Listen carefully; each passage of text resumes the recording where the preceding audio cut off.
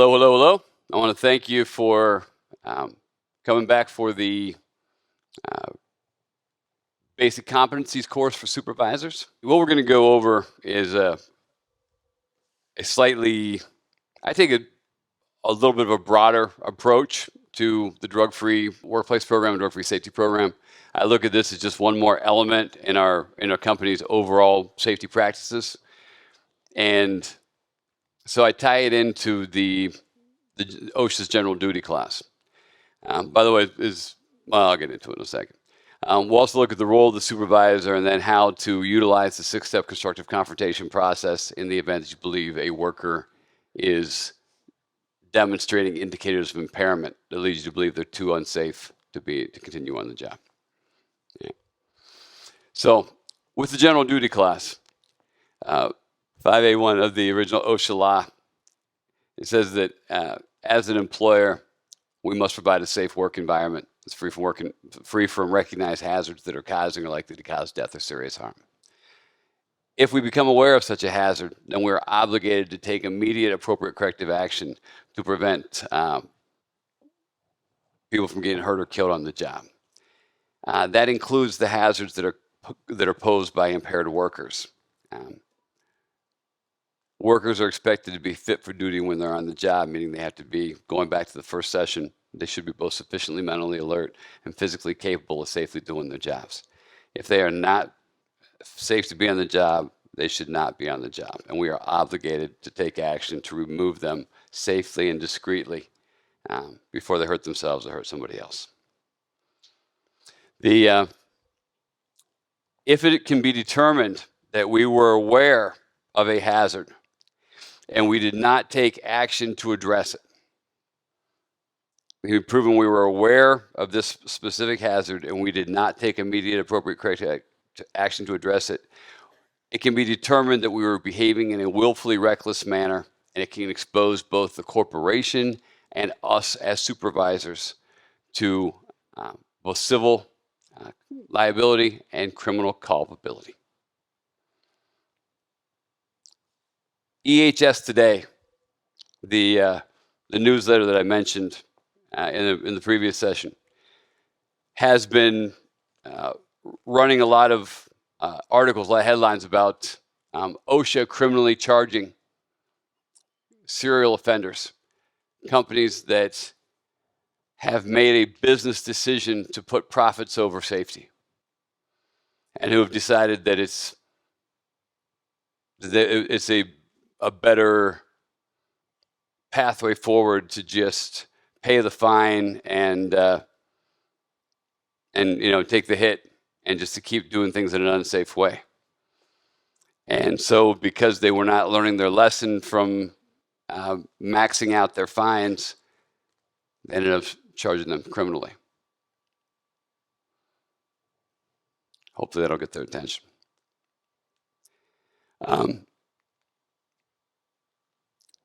Again, those hazards that we're looking to identify include the hazards that may be posed by a suspected impaired worker.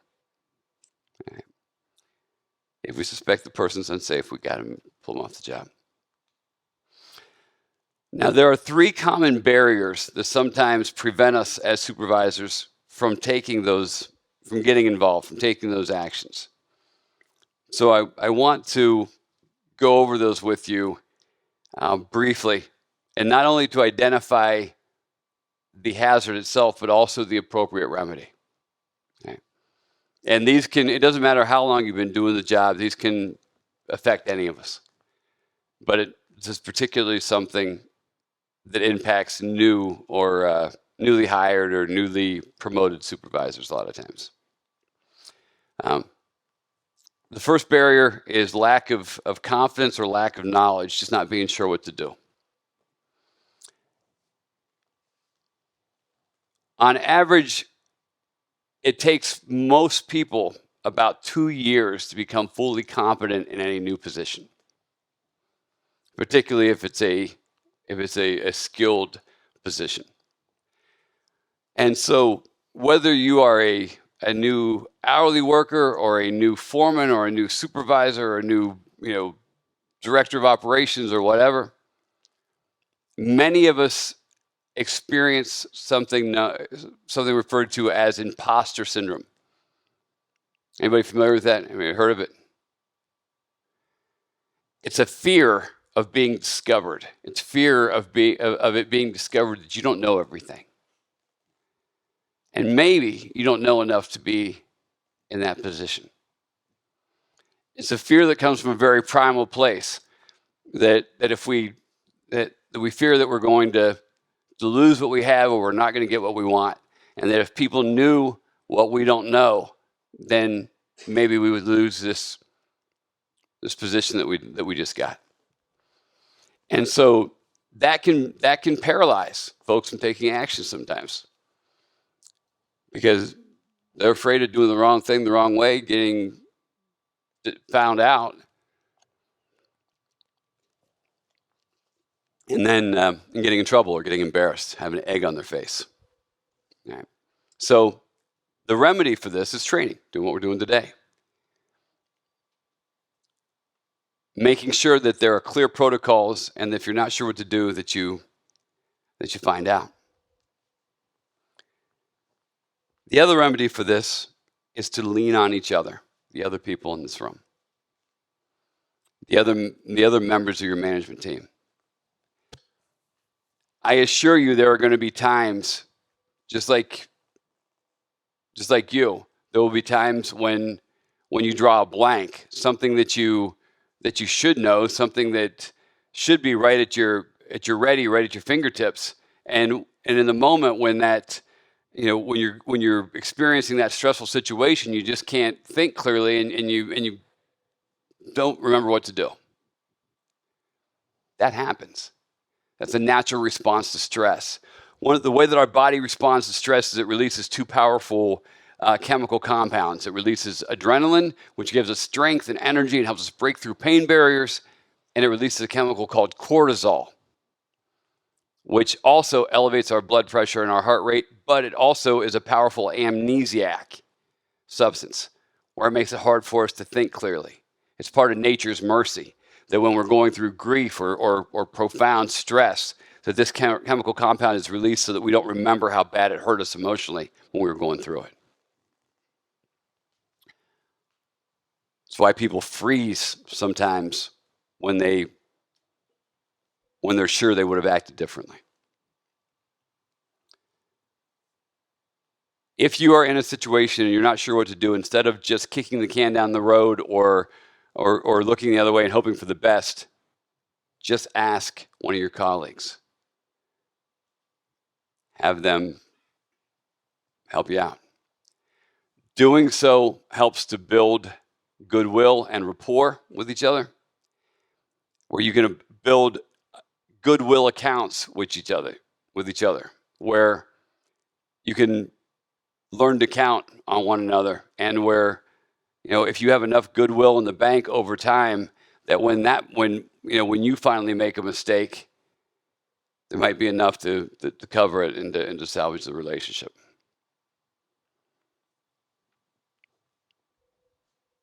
The answers for not being sure what to do is training and teamwork.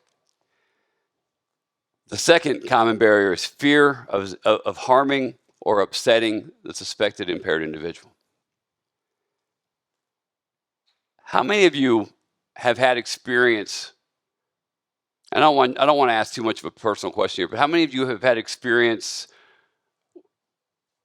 with someone who had a pretty advanced substance use disorder in your life? If you have, I'm just going to give you a very quick synopsis of this, but substance use disorders are a progressive medical condition that develop over time, that develop along a continuum, and they generally follow a very predictable path.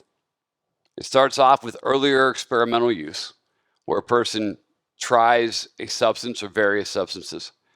They experiment to see what it does and how it feels. And I would imagine most of the people in this room have done some experimentation at some point, probably in our adolescence. About 75% of Americans do. I imagine there's some people in here who spent some time throwing up on their shoes at some point or another in high school, drinking Boone's Farm or Mad Dog or some other nonsense. Genesee Cream Ale, But we try it. If we like the way it feels or like the effect, or if there is a benefit to trying to get at least competent at doing it because our friends are doing it, we want to be able to do what they're doing because there's that social aspect too. Then we often will try to get better at it and we'll practice it enough where we can increase, where we can figure out that sweet spot where we can be able to use it, get some desirable effect without having things go too far off the tracks. That's the earlier experimental phase, where you're trying different things and seeing what you like and what you don't. The next phase is the social or recreational phase. And during this phase of the use, and this is a very insidious, very sneaky way that the substance use disorder kind of embeds itself into our survival system in our brain. What we start doing is we start bringing our chemical sidekick along with us when we do the things that we like to do the most. So we don't just go fishing. We take some beer and go fishing.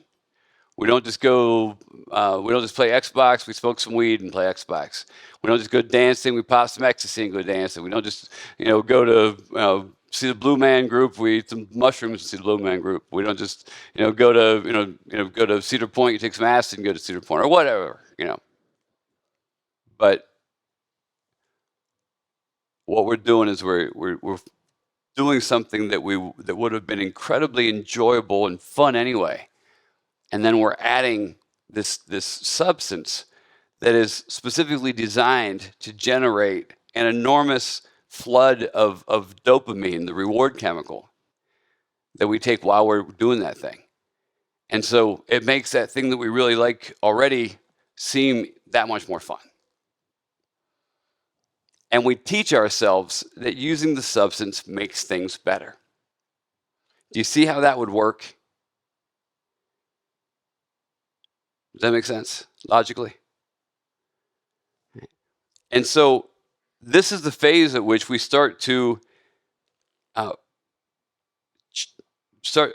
usage pattern often starts to evolve.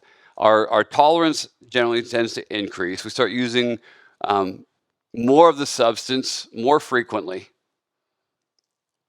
And we start to even seek out activities that are going to support our use of that substance. So if you have a choice between going to the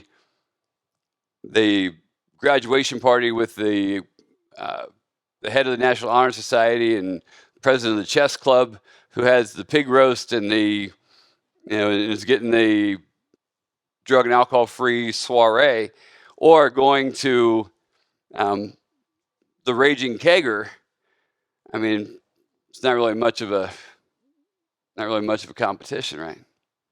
But by the time that I was a senior in high school, when we were talking about what we were going to do for the weekend, generally our plans would start with whatever substance it was. So, what are you going to do? Well, I'm going to get a bottle and go to the ball game. But it very insidiously inserted itself into our social calendar. And then a very natural, logical thing happens. Because we've taught ourselves that when we are doing fun things and we add this chemical to it, that it makes that fun thing more fun, then the next logical conclusion that our mind leaps to is, well, if it makes fun things better, then wouldn't it make boring things better, or make bad things not so bad? Doesn't it just make sense? And that leads us to what is called the abuse phase of the substance use disorder. During this phase, we start to use the substance to manage our emotions. This is the stage where a lot of folks get frozen and suspended animation as far as their emotional development goes, because they don't learn the lessons they should learn from their life experience. Because when they're using the substance, they may do terrible, embarrassing, egregious things, but they can wake up in the morning with their friends who are doing the same thing and high five and laugh it off and not have to feel the emotional pain from the poor decisions they made. It's during this phase where the person often starts to experience their first notable negative consequences associated with their use. But by this point, they've convinced themselves that there's enough of a benefit to using that it's worthwhile to continue to use despite the fact that bad things are happening. Yeah, she left me because of my drinking. Yeah, I got kicked off the team. Yeah, I lost my job. Yeah, but, it's still fun. And most people get to that phase at some point, and generally in their late adolescence. And then they get some consequences, or something so good happens that they just grow up and they stop using. They graduate from high school, they graduate from college, they get married, they have kids, they get a real job, and they decide, I can't do that. Or if they do it, they do it in a controlled way. They might get loaded a couple times a year, but they do so to make sure they got a designated driver, they stay with a group of friends, they all that stuff. Most people who use these alcohol and other drugs of abuse do so in such a way that they can pick it up or put it down without it causing a tremendous amount of disruption to their lives. But for that select handful, for that about 10% of us collectively, they move into the fourth and the severe phase. At this point, they become psychologically and physiologically dependent on the substance. Now, their tolerance for the substance has generally grown astronomically. Their frequency of use is often practically daily. And now, when they don't use the substance, they experience pain or discomfort for not having it. And during this phase, now they actually need to use it. If they don't have it, they don't feel good. And they certainly convince themselves that they can't feel good if they don't have it. And so, if you need a substance in order to get the positive outcome that you're seeking, then it makes it easy for us to explain away our continued use despite the fact that we're having negative consequences associated with our use. How many of you know people who have multiple DUIs? How many of you know people who have a whole string of crazy exes?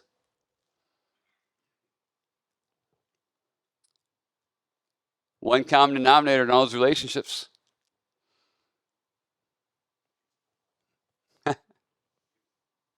Yeah, the person's in them.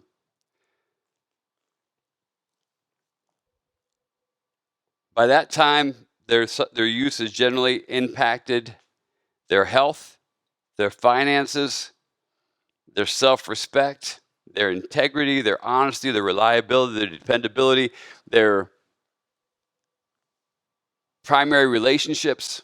Because they can't be honest, reliable, or dependable, then it impacts relationships with their significant other, with their friends. If people, they start changing their friend group so that they surround themselves with people who drink and use like they do,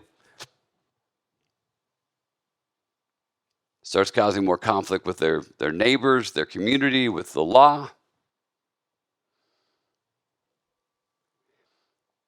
And I often hear people refer to those that damage those relationships as them losing those things. And I beg to differ with that portrayal of what's going on, because those people aren't losing anything. What they're doing is they're giving those things away freely and willingly in search of one more. One more drink, one more drug, one more whatever. I'm going somewhere with this, by the way. Guess what the last thing to go generally is?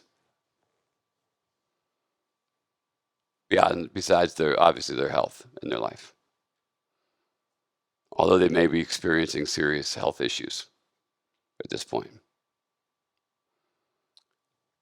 Generally, the last relationship to go is with the employer. They do whatever they need to do to save the job.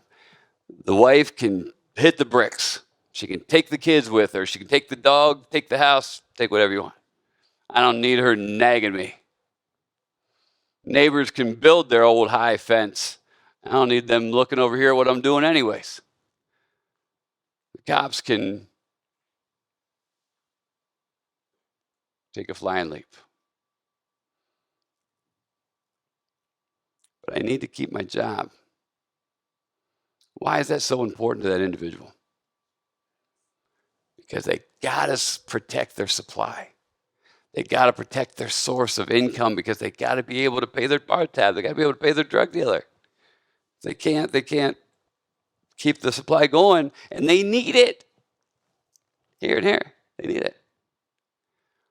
What's the difference between a need and a want?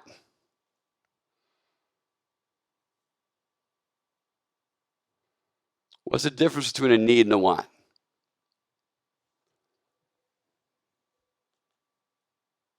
Anybody?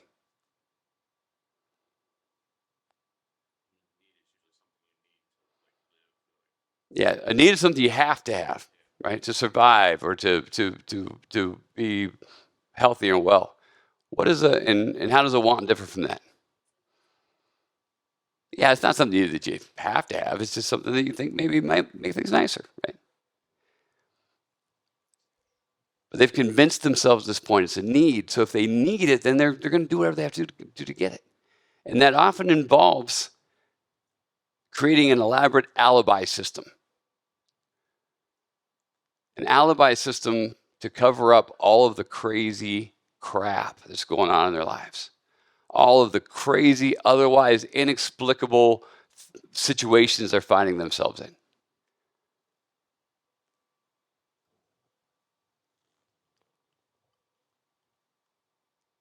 And so they have to tell you that it was, that the drugs got planted on them, or that the neighbors are doing this, or their spouse is doing this, or all the other crazy stories they tell. But then there comes a time when, even if they have worked really hard to maintain their relationship with you, even if they have worked really hard to concoct a very outlandish but potentially feasible alibi system, they get to a point where you're finally catching wise. You finally think, man, things don't add up. I think it seems like there's got to be something more to this. Nobody has that much bad luck. And it's right about that time where those folks often start dropping these little bits of emotional terrorism into conversations, where they start saying things like this. After I lost my wife, and after that terrible woman took my children and moved to the other side of the country, and after I've lost my home and my dog and my parents won't talk to me, and and she turned everybody against me and all this other stuff. The only thing I really have going for me in my life right now is my job. If anything happened to my job, I don't know what I might do. I don't know what I might do. What's the implication there? What are they implying? They're desperate. And what are they implying that they might do if something happened to their job? They might harm themselves. And so what they're doing by extension It's telling you that if you hold me accountable, you're responsible if I hurt myself. It's a subtle, manipulative form of emotional terrorism. And the person is behaving that way not because they're the person that you knew way back when. It's because they're the person they've changed into because of their substance use. And so our fear of upsetting or of harming that person is very well founded because they have planted that seed with us. But it's important to recognize that human behavior is cyclical. Human behavior is habitual. And when the person shows us who they are, they show us, and when we see the indicators, it's important that we take action to address that hazard. Because if we don't address it when we have that near miss, if we don't address it when we have that opportunity before there's a catastrophic event, the next time that we have to address it may very well be when there is a catastrophic event, when somebody has been killed or hospitalized or maimed. When you have to make that phone call to that person's family, we have to say, I'm so sorry, there's nothing I could do.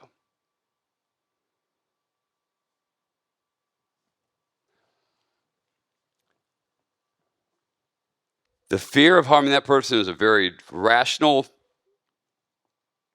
understandable fear. The remedy to it is reminding yourself that if you don't take action to address it, A, it's unethical, B, it's illegal, C, if you don't address it when you have the opportunity, then something far worse may occur. And remind yourself this is something you're doing for them, not to them.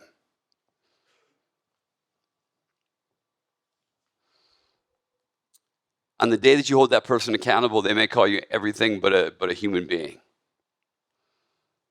About 6 months down the road, after they've got some sobriety under their belt, they may tell you just how grateful they are that somebody cared enough to intervene. You may not only save that person's job, you may save their life, you may save their relationship, you may save a whole lot more than you recognize. And the third barrier is simple self-interest. It's natural for us, all of us have lives outside of work. We've got obligations, responsibilities, things that we're supposed to be doing, things that we plan in advance. And it seems like these types of issues often pop up at the worst possible time when we've got those tickets to the World Series game that we've been waiting for our team to be in for 20 years. Or when our friend is coming in from California and he's only going to be in town for 8 hours and you want to see him, or it's your your anniversary or your kid's graduation or whatever.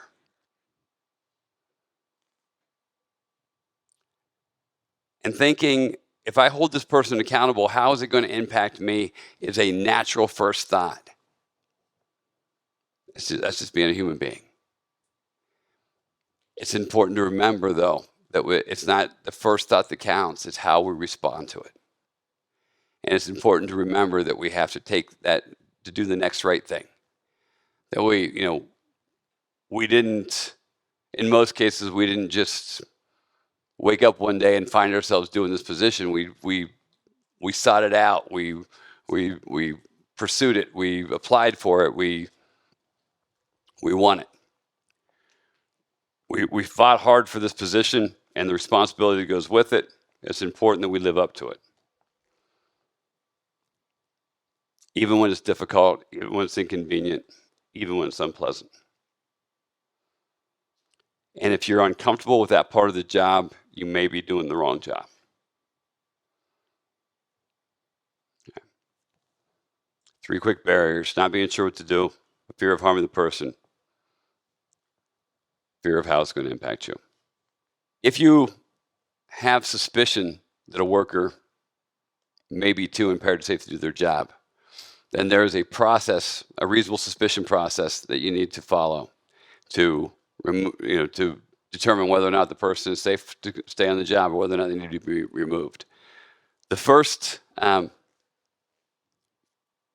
to remember here is that in order to remove that person from duty, certainty is not required. You do not have to be 100% certain that person is too impaired. Certainty is too high of a bar. That is not required. You don't have to be 100% sure. And on the other hand, on the other end of the continuum, the other end of the spectrum, a mere hunch is not sufficient. So it can't be based on a vague gut feeling that the person is not okay to be on the job.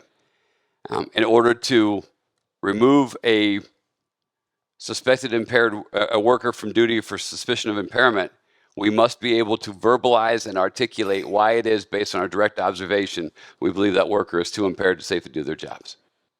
We must be able to verbalize and articulate why it is. We've got to be able to put it into words. Colloquially, bottom line, if you can't say it, you can't send them. You have to put it into words. All right. So how do you get to those words? All right, there's a 6-step protocol. We'll go through this very quickly with you and get you out of here. The first step in the process is to observe. In order to observe, you want to be present, you want to pay attention. This is particularly important at the beginning of each shift. Most employees who violate this policy are going to do so at when they arrive for work or following a break.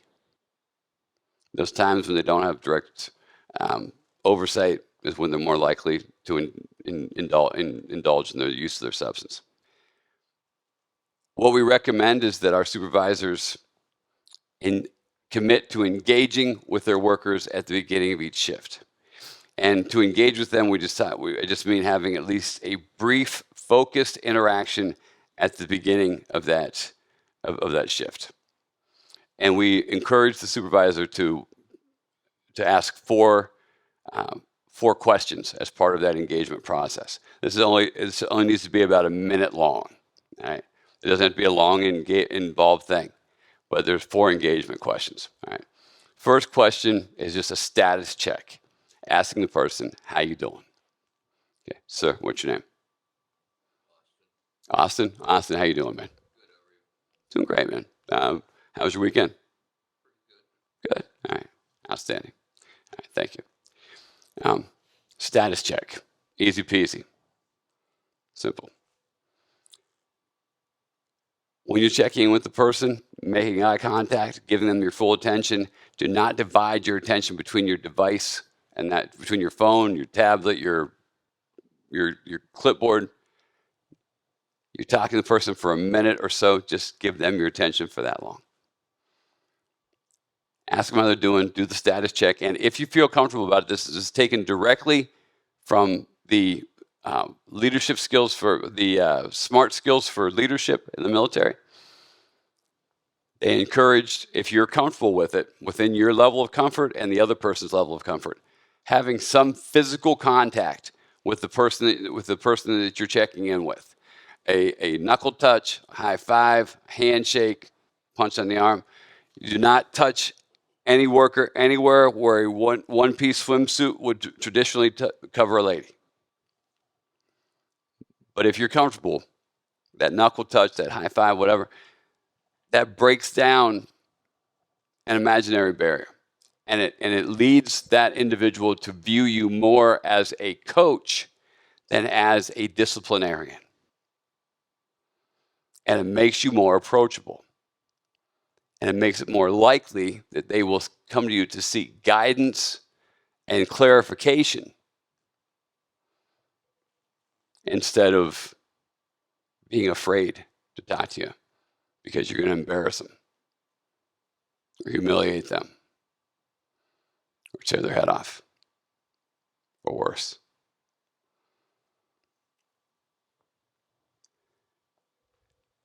You ask them how they're doing, check in, and then after you've made that initial contact and you've had the conversation, and again, that's within your level of comfort. And some companies have strictly no-touch policies, certainly abide by that. I'm just sharing information. Second question is, are you clear about what I need for you to accomplish on this shift today?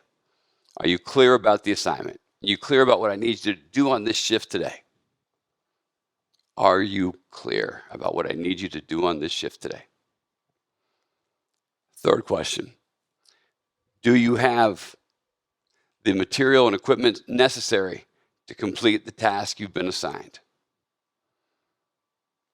Do you have the material and equipment necessary to do what I've asked you to do? It gets the person in the habit of thinking proactively to make sure they've got everything before they take off for the job and have to double back. And then the fourth question, is there anything that we have not discussed that would prevent you from doing what I've asked you to do? Is there anything we have not discussed that would prevent you from doing what I've asked you to do? Again, going back to that labor shortage that we talked about before. There very well may be times when you don't have the perfect fit between the person's skill set and the job you need them to do, because sometimes you got to fight the battle with the troops you got.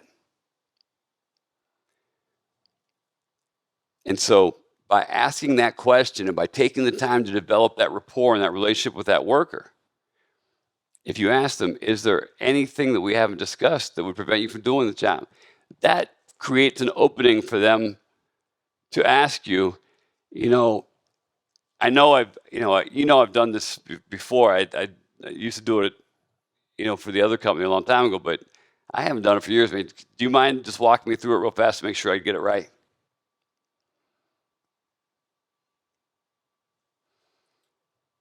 I know that all of us are busy. I know that all of us are stressed out sometimes, and we have a lot on our minds. And sometimes a person asking for that kind of clarification can be an irritant. But I want you to resist with all your might any impulse you have towards embarrassing or lashing out at that person who's asking for clarification. Because if they're asking for clarification about how to do the job, what does that communicate to you? They care. They want to do it right. And if you're patient with them and you teach them, and you're going to build trust, and they're going to be more likely to ask you if there's something going on, and they're going to be more likely to bring a situation to your attention if they feel like you'll actually do something about it.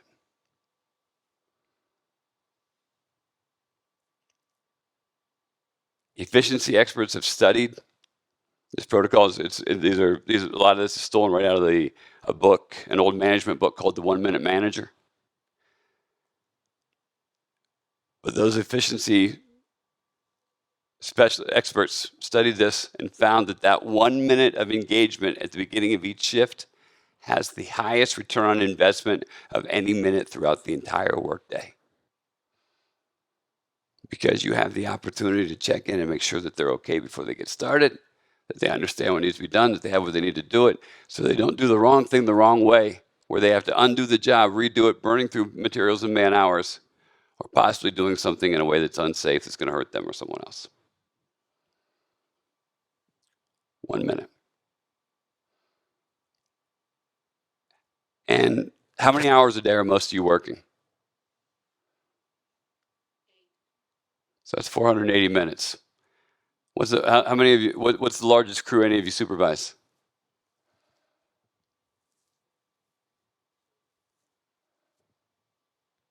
Five, 6, 8. So, out of 480 minutes or out of 600 minutes, can you find 1 minute each for those 8 guys, or those 8 workers, to make sure that they're doing the job right and safely? Seems like a pretty good investment to me. If you recognize that after you've checked in with that person that there appears to be something wrong, something just isn't right, then you want to look into it to see if something's wrong. You want to go through the 5-point fitness for duty inspection. When I send the signature sheets out to you, and the handouts and the slide decks, I will also send an updated reasonable suspicion form that I've done for you. I've got some copies there, but they eliminate the need to do a deep dive into these 5 indicators. But when you're looking at the 5-point fitness for duty inspection, you're looking at the eyes, odor, speech coordination, and other obvious signs. There's a checklist that I've put together that's comprehensive that deals with the common issues that we see in our practice, and that the folks that we work with, the contractors we work with, often come across And it makes it so that in those times when you are under all that stress and you're not thinking clearly, it's easy for you to arrive at those words that you're looking for.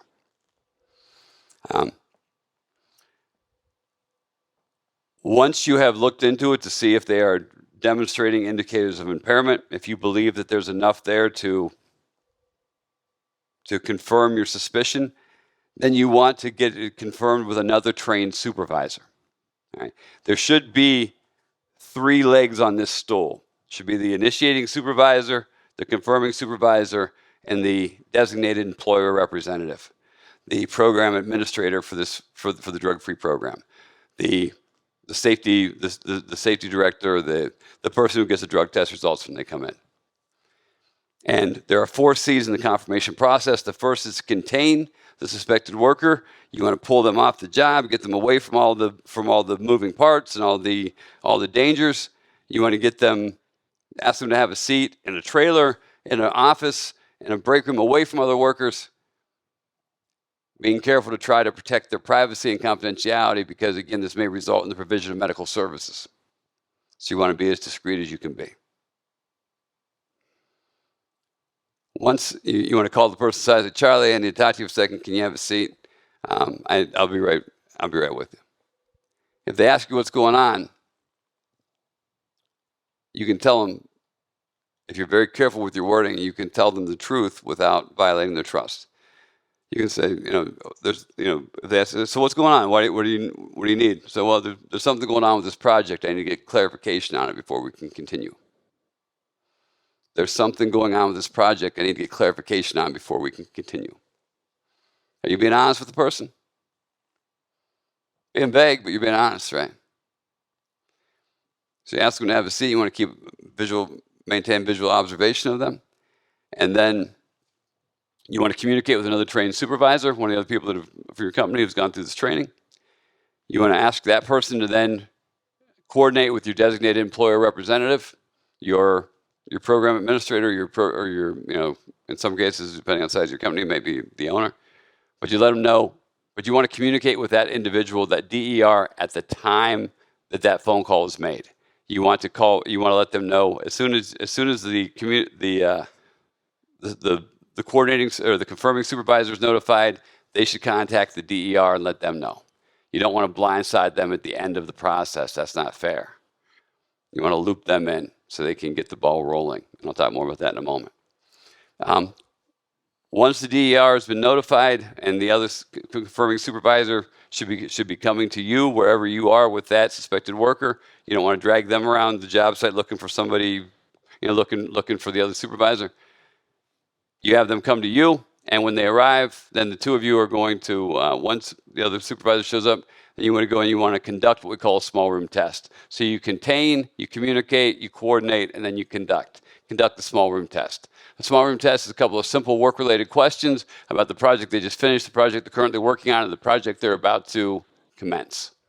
And you keep it work-related because A, you already told them it was, but B, if they are in the right state of mind, they should be able to clearly answer your questions without any trouble.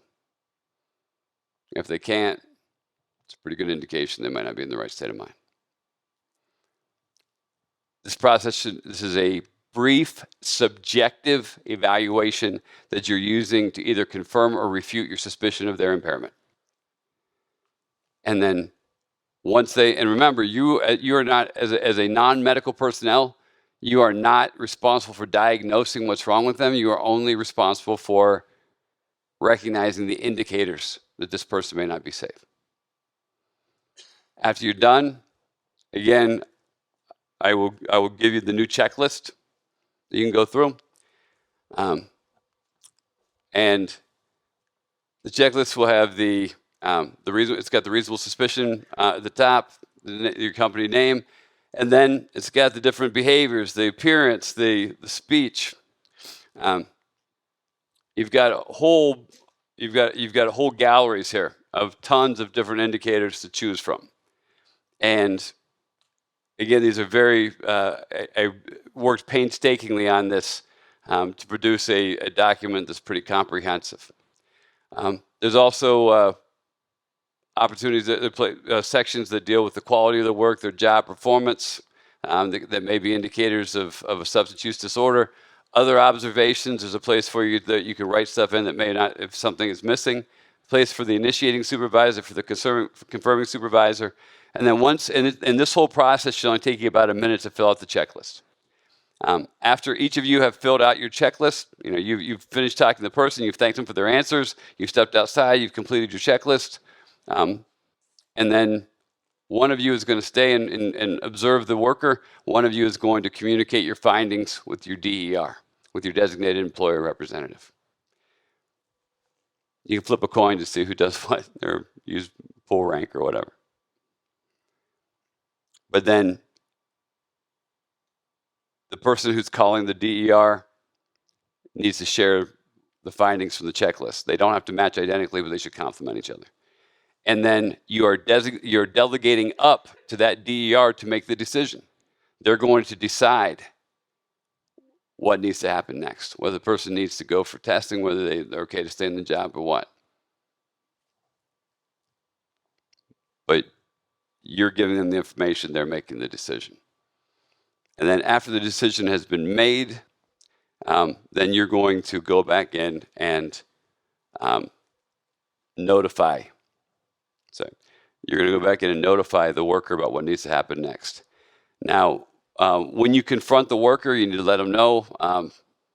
Say that you smelled alcohol in their breath, they had red glassy eyes, they were slurring their speech, they were unsteady in their feet.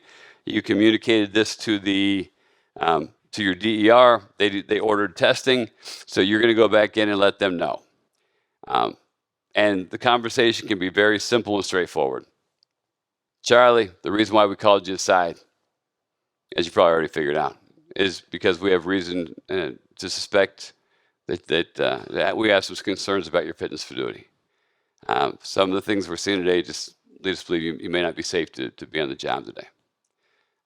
We're concerned about your speech is slurred, your eyes are red and glassy, you're unsteady on your feet. Something isn't right. We need to get you checked out. And you agree to be evaluated. And the person will either consent or refuse. If they consent, then you want to arrange transportation to the collection site. As soon as the DER has been notified, they will call your occupational medicine place and make the appointment. And so when they call most OC med places, if you call them and let them know that you want to schedule an appointment, they will write that person. They will write that person's name into their sign-in book the moment that call comes in. And so everybody who comes into the waiting room after them is behind them in line. So if this process takes you another 10 or 15 minutes to complete and to transport them to the collection site, anybody who came in after that, when you walk in, you're going to be able to go right up to the window, let them know you have an appointment, and be ushered right back. It's going to help to keep things expedited, moving along. Only transport the person if you are confident you can do so safely. If they are losing consciousness, if they are vomiting, if they are becoming confrontational, aggressive or confrontational, then don't risk it. Call medical transport, let them take care of it. If the person is calm and serene, and you feel like you can transport them comfortably, then safely, then that's a judgment call you can make. If the person refuses to, once you take them to the collection site, once they're going to be tested for alcohol and other drugs of abuse, once the testing is completed, then you want to arrange transportation to get them home directly from the collection site. I recommend using a third-party transportation provider like Uber that will give you a GPS pinpoint location about where they were picked up and where they're dropped off, along with the receipt. And after they are picked up and dropped off, then you want to fill out your documentation and submit it the same day the incident takes place. Now, if the person refuses to go, they give you the double tall man. They give you the fancy two-finger salute. Say, no, thank you. I prefer not to go. or something along those lines. Reminding them that refusal to go is grounds for termination in most cases, according to your, in accordance with your policy. But if they remind them that if they go for the test, even if they test positive, there's a pathway for rehabilitation built right into most policies, a second chance agreement. They have to jump through some hoops, but their job would be secure. If they refuse and they say, forget you, I'm not going for your test, I don't care what you say, there's a 10 million open jobs out there, I'll be working somewhere tomorrow, get out of my way. At that point, you don't have to beg them, just pivot. So you know what, I sure wish you'd make a different decision, but it's the decision you're going to make. I got to accept it. But what I can't allow you to do is to continue to work in what we believe to be an unsafe condition. And we also can't allow you to drive in what we believe to be an unsafe state either. Is there somebody you can call to come pick you up? I say, no, there's nobody. Well, no problem. If you don't got anybody, we can call you an Uber, we can call you a Lyft, we can call you a cab.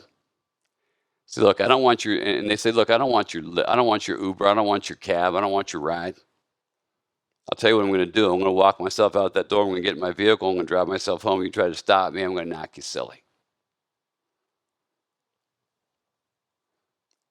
At that point, you have no obligation to put yourself in harm's way to stop them from leaving. What it may behoove you to do, what it may benefit you to do, is to remind them that if they insist on leaving in what you believe to be an impaired state or an unsafe state, that they're painting you into a corner, and that you are obligated at that point to notify law enforcement. And then ask them, please don't put me in that position. Reverse responsibility to them. Please don't put me in that position. Doesn't it make a lot more sense to let me call you a cab instead of forcing me to call the cops? But if they say do what you got to do and they call your bluff, then you got to do it. You want to call 911, and you want to give them 3 pieces of information. But you want to be very careful what you say, because remember, this is going to be recorded. It's going to be transcribed when you call dispatch. It's going to be a transcribed report, which is a matter of public record, which says caller, dispatcher, caller, dispatcher, caller, dispatcher, all the way through the call. So the call should sound something like this. This is Arthur Ritchie. I'm calling from the Hall of Fame Village here in Canton. I'm calling regarding one of my employees, Charlie Jones. We believe he's showing indicators of impairment.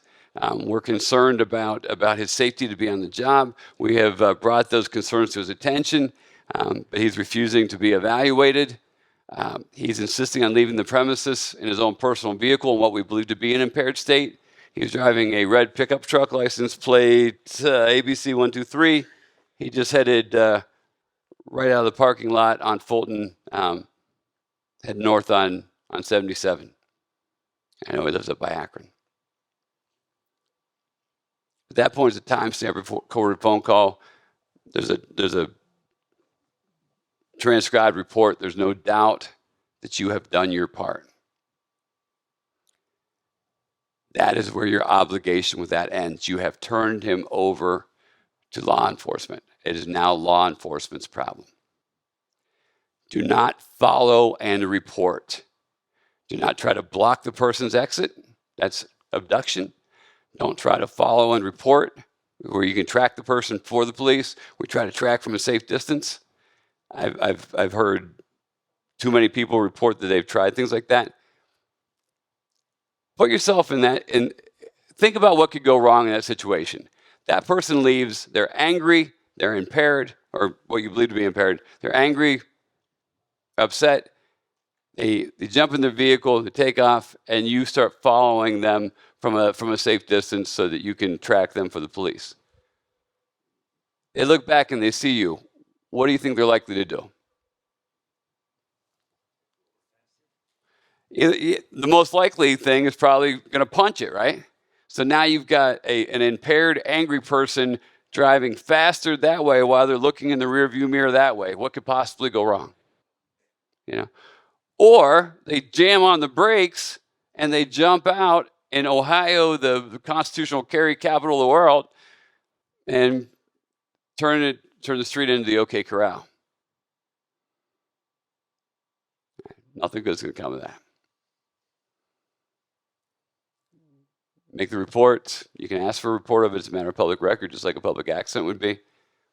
You want to attach that to your report when you submit it. But once they go, you want to submit your document. You want to complete your documentation, submit it the same day the incident takes place, and then after you've wrapped it up, after that person is gone one way or the other, I would encourage you to go back to that deep breathing exercise I shared with you at the beginning in the first session. That's not. I know it seems like New Age hokum or whatever, but it really works. Take 2 minutes after this very stressful thing happens and just do deep cleansing breaths, 4 seconds in, 8 seconds out for 2 minutes. Send yourself calming messages and reset that vagus nerve where you have a sense of being centered, of calm, and of relaxation. So you're not all stressed out and frazzled when you get back to work. Because you know all that work that you had waiting for you when you came in that day? It's still there. It's just you got one less person to do it. You know. Any questions for me about anything that I've gone over with you? Do you feel like if one of these situations came up, you would know what to do? Okay. Well, then my mission here is accomplished. All right. I want to thank you all for your time and your attention. Thank you for being here for this event. It really means a lot to me that you all agreed to show up and do this, especially those of you who came in on your day off. Thank you again for your kind attention. Have a great rest of the day. All right, take care.